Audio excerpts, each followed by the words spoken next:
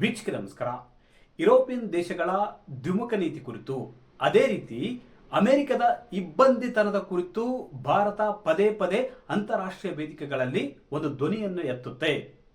ವಿಶೇಷವಾಗಿ ವಿದೇಶಾಂಗ ಸಚಿವರಾಗಿರ್ತಕ್ಕಂಥ doctor S Jaishankar ಅವರು ಯುರೋಪಿಯನ್ ಇಬ್ಬಂದಿತನದ ಕುರಿತು, ದ್ವಿಮುಖ ನೀತಿ ಕುರಿತು, ಅಮೆರಿಕದ ಭೂಟಾಟಿಕೆ ಕುರಿತು ಆವಾಗ ಪ್ರಶ್ನೆ ಮಾಡುತ್ತಲೇ ಇರುತ್ತಾರೆ. ಯುರೋಪಿಯನ್ ದೇಶಗಳಿಗೊಂದು ನ್ಯಾಯ, ಅಮೆರಿಕಕ್ಕೊಂದು ಇನ್ನೊಂದು ನ್ಯಾಯ, ಅದೇ ರೀತಿ ತೃತೀಯ ಜಗತ್ತಿನ ದೇಶಗಳಿಗೆ ಇನ್ನೊಂದು ನ್ಯಾಯ ಎಂಬ ಅರ್ಥದಲ್ಲಿ ಯುರೋಪಿಯನ್ ಕಂಟ್ರಿಗಳನ್ನು, ವಿಶ್ವದ ದೊಡ್ಡಣ್ಣ ಅಮೆರಿಕವನ್ನು ತಿವಿಯುವಂತ ಒಂದು ಕೆಲಸ, ಒಂದು ಚಾಟಿ ಬೀಸುವಂತ ಕೆಲಸ ಭಾರತ ಮಾಡುತ್ತಲೇ ಇರುತ್ತದೆ. ಇದರ ನಡುವೆ ಕೂಡ ಅಮೆರಿಕದ ಬೆದರಿಕೆಗೆ, ಅಮೆರಿಕದ ಒತ್ತಡಕ್ಕೆ, ಅದೇ ರೀತಿ ತೆರಿಗೆ ಬೆದರಿಕೆಗೂ ಕೂಡ ಇವತ್ತು ಭಾರತ ಬಗ್ಗುತ್ತಿಲ್ಲ. ಅಮೆರಿಕದ ಅಧ್ಯಕ್ಷ ಡೊನಾಲ್ಡ್ ಟ್ರಂಪ್ ಅವರ ಮಾತಿಗೆ ಭಾರತ ಇವತ್ತು ಡೋಂಟ್ ಕೇರ್ ಅನ್ನುತ್ತಿದೆ. ನೋಡಿ, ನನಗೆ ನನ್ನ ದೇಶದ ಹಿತಾಸಕ್ತಿ ಮುಖ್ಯ, ನನಗೆ ನನ್ನ ದೇಶದ ಇಂಧನ ಭದ್ರತೆ ಮುಖ್ಯ ಅಂತ ಭಾರತ ಪದೇ ಪದೇ ಪ್ರತಿಪಾದಿಸುತ್ತಿದೆ. ಅಷ್ಟೇ ಅಲ್ಲ, ಹೇಳಿದಂತೆ ಕೂಡ ನಡೆದುಕೊಳ್ಳುತ್ತಿದೆ. ಅಷ್ಟಕ್ಕೂ ಭಾರತ ಅಮೆರಿಕದ ಮಾತಿಗೆ ಡೋಂಟ್ ಕೇರ್ ಅಂದಿದ್ದಾದರೂ ಯಾಕೆ? ರಷ್ಯಾದಿಂದ ಅತಿ ಹೆಚ್ಚು ತೈಲವನ್ನು ಖರೀದಿಸುವ ಮೂಲಕ ವಿಶ್ವದ ದೊಡ್ಡಣ್ಣ ಅಮೆರಿಕದ ಅಧ್ಯಕ್ಷ ಡೊನಾಲ್ಡ್ ಟ್ರಂಪ್ ಅವರಿಗೆ ಶೆಡ್ಡು ಹೊಡೆದ್ರ ನರೇಂದ್ರ ಮೋದಿ. ವೀಕ್ಷಕರು ನೋಡಿ, ಉಕ್ರೇನ್ ಮತ್ತು ರಷ್ಯಾದ ನಡುವೆ ಯುದ್ಧ ಆರಂಭವಾಗಿ ಸುಮಾರು 4 ವರ್ಷಗಳು ಕಳೆದಿವೆ.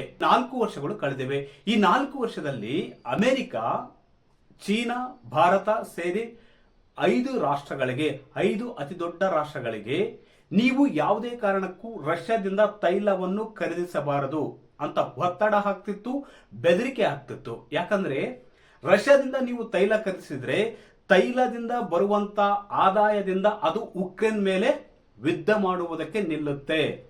ಈ ಒಂದು ವಿಷಯದಲ್ಲಿ ಯುರೋಪಿಯನ್ ಕಂಟ್ರಿಗಳು, ಅಮೆರಿಕ ಒಂದ್ ಸೈಡ್ ನಿಂತಿದ್ರೆ, ಚೀನಾ, ಭಾರತ ಸೇರಿ ಮತ್ತಿತರ ರಾಷ್ಟ್ರಗಳು ಅಮೆರಿಕದ ಈ ಮಾತನ್ನು ಯಾವುದೇ ಕಾರಣಕ್ಕೂ ಒಪ್ಪುವುದಕ್ಕೆ ಸಿದ್ಧವಿಲ್ಲ.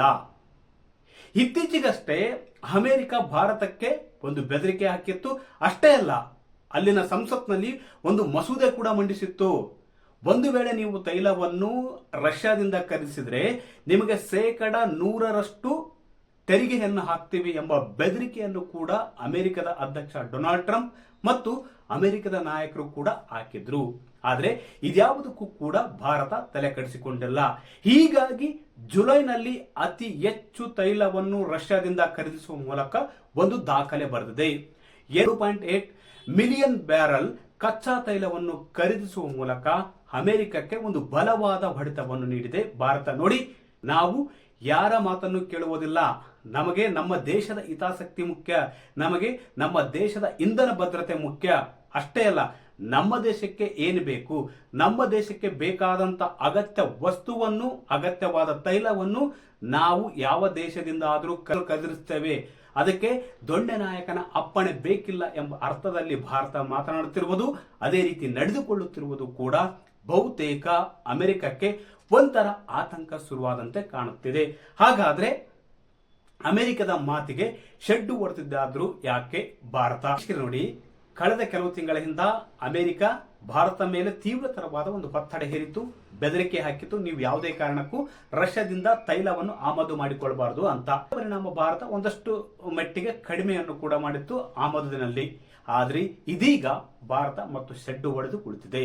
ಅಮೆರಿಕದ ಮಾತಿಗೆ ಡೋಂಟ್ ಕೇರ್ ಅಂತಿದೆ.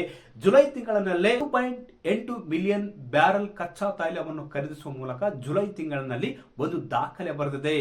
ಅಂದ್ರೆ 55% ತೈಲ ಆಮದನ್ನು ರಷ್ಯಾದಿಂದ ಮಾತ್ರ ಮಾಡಿಕೊಳ್ಳುತ್ತಿದೆ.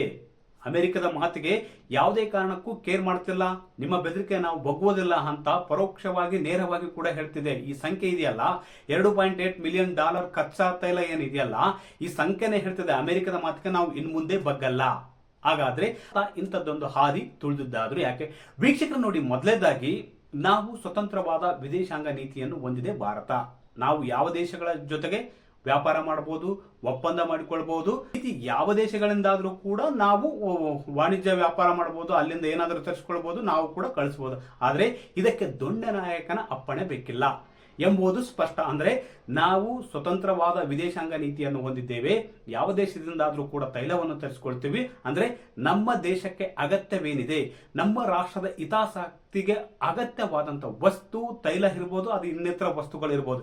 ಹೀಗಾಗಿ ನಾವು ಯಾವುದೇ ಕಾರಣಕ್ಕೂ ನಿಮ್ಮ ಮಾತು ಕೇಳುತ್ತಿಲ್ಲ. ಅಂದ್ರೆ ನಾವು ಸ್ವತಂತ್ರವಾದ ವಿದೇಶಾಂಗ ನೀತಿಯನ್ನು ಹೊಂದಿದ್ದೇವೆ, ಅದರಂತೆ ನಡೆದುಕೊಳ್ತೇವೆ. ನಾವು ನಡೆದುಕೊಳ್ಳೋಕೆ ನಿಮ್ಮ ಅಪ್ಪಣೆ ಬೇಕಿಲ್ಲ ಎಂಬ ಸಂದೇಶವನ್ನು ಈ ಮೂಲಕ ಭಾರತ ಕಳಿಸಿದೆ. ಎರಡನೇದಾಗಿ ನೋಡಿ, ಇರಾನ್ ಮತ್ತು ಅಮೆರಿಕ, ಇಸ್ರೇಲ್ ನಡುವೆ ಮಧ್ಯಪ್ರಾಚ್ಯದಲ್ಲಿ ಸಂಘರ್ಷ ಏರ್ಪಟ್ಟಿದೆ. ಇದರಿಂದಾಗಿ ತೈಲ ಆಮದಿನಲ್ಲಿ ವ್ಯತ್ಯಯ ಉಂಟಾಗಿದೆ. ಬಹುತೇಕ ಕಳೆದ 5 ತಿಂಗಳಲ್ಲಿ ಈ ಇರಾನ್ ಮತ್ತು ಅಮೆರಿಕದ ನಡುವೆ ನಡೀತಕ್ಕಂಥ ಸಂಘರ್ಷದಿಂದಾಗಿ ಬಹುತೇಕ ದೇಶಗಳಲ್ಲಿ ತೈಲ ಸಮಸ್ಯೆ ಉಂಟಾಗಿದೆ, ತೈಲ ತಲ್ಲಣ ಉಂಟಾಗಿದೆ. ಹೀಗಾಗಿ ರಷ್ಯಾದಿಂದ ಅತಿ ಹೆಚ್ಚು ತೈಲವನ್ನು ಕೂಡ ಭಾರತ ತರಿಸಿಕೊಳ್ಳುವುದಕ್ಕೆ ಪ್ರಮುಖ ಕಾರಣವಾಗಿದೆ. ಇಲ್ಲಿ ಅಮೆರಿಕ ಬೆದರಿಕೆ ಹಾಕಿದ ಮಾತ್ರಕ್ಕೆ ಭಾರತ ಬಗ್ತಿಲ್ಲ. ಯಾಕಂದ್ರೆ ಅರ್ಮುಜಾ ಜಲಸಂಧಿ ಮೂಲಕ ಜಗತ್ತಿನ ಶೇಕಡ 20ರಷ್ಟು ತೈಲ ಮತ್ತಿತರ ವಸ್ತುಗಳು ಅಲ್ಲಿಂದ ಆಮದಾಗುತ್ತೆ. ಆ ಸಮುದ್ರ ಮಾರ್ಗದ ಮೂಲಕ ಆಮದಾಗುತ್ತೆ. ಆದ್ರೆ ಆ ಮಾರ್ಗ ಈಗ ಸದ್ಯಕ್ಕೆ ಮುಚ್ಚಿದೆ. ಅಲ್ಲಿ ಸಂಘರ್ಷದ ಸಮಯ ಕಾರಣ ಬಹುತೇಕ ಸುರಕ್ಷಿತವಲ್ಲ, ಹಡಗು ಸಂಚಾರಕ್ಕೂ ಕೂಡ ಸುರಕ್ಷಿತವಲ್ಲ. ಅದೇ ರೀತಿ ಈ ಒಂದು 5 ತಿಂಗಳ ಒಳಗೆ ಭಾರತ ಹಡಗುಗಳ ಮೇಲೆ ಕೂಡ ದಾಳಿ ನಡೆದಿದೆ. ಇದರಿಂದಾಗಿ ಬಹುತೇಕ ರಷ್ಯಾದಿಂದ ಅತಿ ಹೆಚ್ಚಿನ ತೈಲ ತರಿಸಿಕೊಳ್ಳುವುದಕ್ಕೆ ಭಾರತ ಮುಂದಾಗಿದೆ ಅಂತ ಕೂಡ ಹೇಳ್ಬಹುದು. ಅದೇ ರೀತಿ ರಷ್ಯಾದಿಂದ ಅತಿ ಹೆಚ್ಚು ತೈಲವನ್ನು ಯಾಕೆ ತರಿಸಿಕೊಳ್ತಿದೆ ಭಾರತ ಅಂದ್ರೆ ನೋಡಿ, ಇವತ್ತು ಮಧ್ಯಪ್ರಾಚ್ಯದ ದೇಶಗಳಿಂದ ಅಂದ್ರೆ ಸೌದಿ ಅರೇಬಿಯಾ ಇರ್ಬೋದು, ಕತಾರ್ ಇರ್ಬೋದು, ಓಮನ್ ಇರ್ಬೋದು, ಮತ್ತಿತರ ರಾಷ್ಟ್ರಗಳು ಇರ್ಬೋದು, ಅಲ್ಲಿಂದ ನಾವು ಕಚ್ಚಾ ತೈಲವನ್ನು ತರಿಸಿಕೊಳ್ಬೇಕಂದ್ರೆ, ಆಮದು ಮಾಡಿಕೊಳ್ಬೇಕಂದ್ರೆ ಅದು ಡಾಲರ್ನಲ್ಲಿ ಮಾಡಿಕೊಳ್ಬೇಕು. ನೋಡಿ, ಈಗಾಗಲೇ ಪೆಟ್ರೋ ಡಾಲರ್ ವ್ಯವಸ್ಥೆ ಇರುವುದರಿಂದ 1971ರಲ್ಲಿ ಅಮೆರಿಕ ಏನ್ ಮಾಡಿಕೊಂಡಿದೆ ಅಂದ್ರೆ ತೈಲ ಉತ್ಪನ್ನ ಮಾಡುವ ದೇಶಗಳೊಂದಿಗೆ ಒಂದು ಒಪ್ಪಂದ ಮಾಡಿಕೊಂಡಿದೆ. ಏನು ಅದು ಪೆಟ್ರೋ ಡಾಲರ್ ವ್ಯವಸ್ಥೆ. ಈ ವ್ಯವಸ್ಥೆ ಮೂಲಕ ನೀವು ಭವಿಷ್ಯದಲ್ಲಿ ಮತ್ತು ಯಾವಾಗಲೂ ಕೂಡ ಡಾಲರ್ನಲ್ಲೇ ನೀವು ಪೆಟ್ರೋಲ್ ಅನ್ನು ಮಾರಬೇಕು, ತೈಲವನ್ನು ಮಾರಬೇಕಂತ ಒಂದು ಒಪ್ಪಂದ ಮಾಡಿ. ಹೀಗಾಗಿ ಜಗತ್ತಿನ 90ರಷ್ಟು ತೈಲ ವ್ಯಾಪಾರ ಡಾಲರ್ನಲ್ಲೇ ನಡೆಯುತ್ತಿದೆ. ಈ ಡಾಲರ್ನಲ್ಲಿ ವ್ಯಾಪಾರ ನಡೆಯುವುದರಿಂದ ಅದು ಭಾರತಕ್ಕೆ ನಷ್ಟ ಆಗುತ್ತೆ. ಇದು ಕೂಡ ಕಾರಣ. ಯಾಕಂದ್ರೆ ರಷ್ಯಾ ಇವತ್ತು ರೂಪಾಯಿಯೊಂದಿಗೆ ವ್ಯಾಪಾರ ಮಾಡುವುದಕ್ಕೆ ಒಪ್ಪಿಕೊಂಡಿದೆ. ಡಾಲರ್ ಮೇಲಿನ ಅವಲಂಬನೆ ಕಡಿಮೆ ಮಾಡುವುದಕ್ಕೆ ಭಾರತ ಇಂಥದ್ದೊಂದು ಕಠೋರ ನಿಲುವು ತಳೆದಿದೆ ಅಂತ ಕೂಡ ಹೇಳಲಾಗ್ತಿದೆ. ರೀತಿ ರಷ್ಯಾ ನಮಗೆ ಮಿತ್ರ ರಾಷ್ಟ್ರ. ಅದರಲ್ಲೂ ವಿಶೇಷವಾಗಿ ರಷ್ಯಾದ ಅಧ್ಯಕ್ಷರಾಗಿರುವ ವ್ಲಾಡಿಮಿರ್ ಪುಟಿನ್ ಬಂದ ಮೇಲೆ ಭಾರತ ಮತ್ತು ರಷ್ಯಾದ ನಡುವೆ ಸಂಬಂಧ ಗರಿಷ್ಠ ಮಟ್ಟಕ್ಕೆ ಹೋಗಿದೆ. ಈ ಎರಡು ದೇಶಗಳ ನಡುವಿನ ಸಂಬಂಧ ತುಂಬಾ ಉತ್ತಮವಾಗಿದೆ, ಬಾಂಧವ್ಯ ತುಂಬಾ ಉತ್ತಮವಾಗಿದೆ. ಸಂಕಷ್ಟದ ವೇಳೆ ಎರಡು ದೇಶಗಳು ಪೂರಕವಾಗಿ ಒಬ್ಬರಿಗೊಬ್ಬರು ನಿಲ್ತಾರೆ. ಇಂಥ ಸಂಬಂಧವನ್ನು ಹೊಂದಿರತಕ್ಕಂಥ ಸಂಬಂಧವನ್ನು ಕಳೆದುಕೊಳ್ಳುವುದಕ್ಕೆ ಭಾರತ ಇಷ್ಟಪಡುತ್ತಿಲ್ಲ. ಹೀಗಾಗಿ ರಷ್ಯಾದಿಂದ ಅತಿ ಹೆಚ್ಚು ತೈಲವನ್ನು ಆಮದು ಮಾಡಿಕೊಳ್ಳುವ ಮೂಲಕ ಎಲ್ಲೋ ಒಂದ್ ಕಡೆ ರಷ್ಯಾ ಮತ್ತು ಭಾರತ ನಡುವಿನ ಸಂಬಂಧ ಮತ್ತೊಂದು ಮಜಲು ತಲುಪುವ ಹಂತ ತಲುಪಿದೆ. ಒಟ್ಟಾರೆಯಾಗಿ ಭಾರತದ ಮೇಲೆ ಬೆದರಿಕೆ ಹಾಕುವ ಅಮೆರಿಕದ ತಂತ್ರ, ಅದೇ ರೀತಿ ಟ್ಯಾರಿಫ್ ವಿಧಿಸುವ ಒಂದು ಬೆದರಿಕೆ, ಒತ್ತಡಕ್ಕೂ ಕೂಡ ಭಾರತ ಬಗ್ತಿಲ್ಲ. ಯಾಕಂದ್ರೆ ನಮ್ಮ ದೇಶಕ್ಕೆ ಬೇಕಾಗಿರುವುದು ಇವತ್ತು ಇಂಧನ ಭದ್ರತೆ. ಹೀಗಾಗಿ ನಾವು ಯಾವುದೇ ದೇಶದಿಂದ ಕೂಡ ತೈಲವನ್ನು ತರಿಸಿಕೊಳ್ಳುವುದಕ್ಕೆ ಸ್ವತಂತ್ರರು ಎಂಬ ಸಂದೇಶವನ್ನು ಪ್ರಧಾನಿ ನರೇಂದ್ರ ಮೋದಿ ಅವರು ನೀಡುತ್ತಿದ್ದಾರೆ. ವೀಕ್ಷಕರೇ, ಈ ಮಾಹಿತಿ ಇಷ್ಟವಾದಲ್ಲಿ ವಿಡಿಯೋ ಶೇರ್ ಮಾಡಿ, ಲೈಕ್ ಮಾಡಿ, ಕಮೆಂಟ್ ಮಾಡಿ.